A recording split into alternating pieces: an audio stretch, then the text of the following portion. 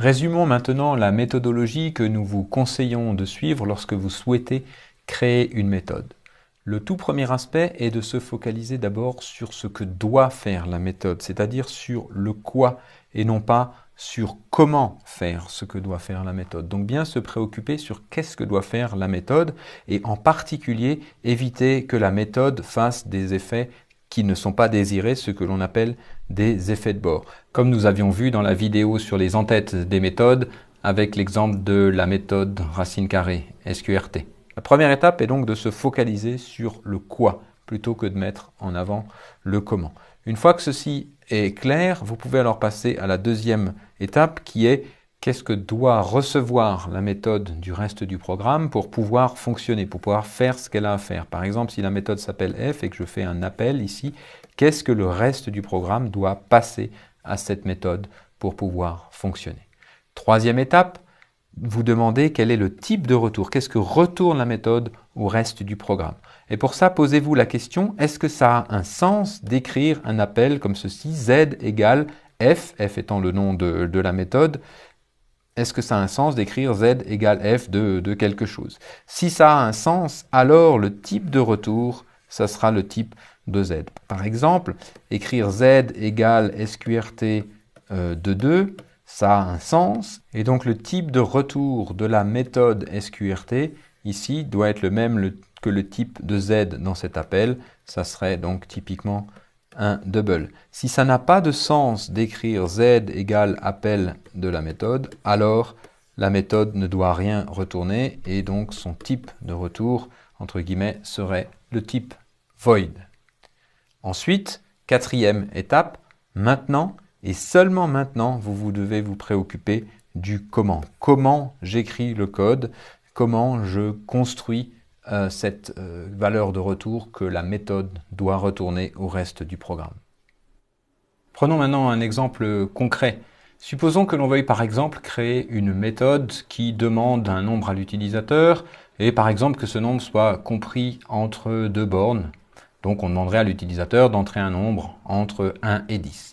En suivant la méthodologie, on commence donc par bien se poser la question de ce que l'on veut faire et à ce stade-là, donc bien concevoir la méthode. Et là, je vous conseille par exemple de commencer par taper des commentaires qui indiqueraient clairement ce que vous voulez faire. Donc par exemple ici, clairement indiquer que c'est une méthode qui demande un nombre à l'utilisateur et que ce nombre doit être compris entre deux bornes que l'on passera en paramètres.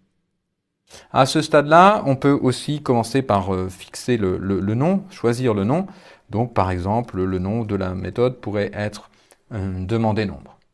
Cette étape, qui consiste à clairement spécifier ce que doit faire la méthode, qui s'intéresse donc au quoi, ce que doit faire la méthode, et non pas au comment, est essentiellement conceptuelle.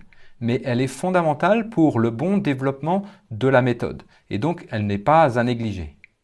On peut alors passer à la deuxième étape, qui consiste à se demander quels paramètres doit recevoir la méthode en question. Donc ici, on a décidé qu'elle recevrait deux paramètres. Un paramètre qui indiquera la borne inférieure, donc par exemple, on va l'appeler minimum, et puis un paramètre qui reçoit la borne supérieure, donc par exemple, qu'on peut appeler maximum. Dans notre exemple où nous voulions demander un nombre à l'utilisateur compris entre 1 et 10, on passerait donc la valeur 1 comme premier argument et la valeur 10 comme deuxième argument.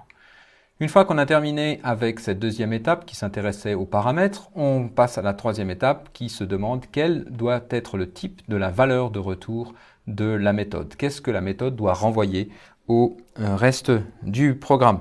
Et pour cela, je vous conseille donc d'écrire une affectation du genre z égale appel de la méthode. Donc ici, z égale demander nombre. Dans le cas par exemple précédent, on va mettre entre les bornes, donc disons 1 et 10, et donc se demander si un tel appel a un sens.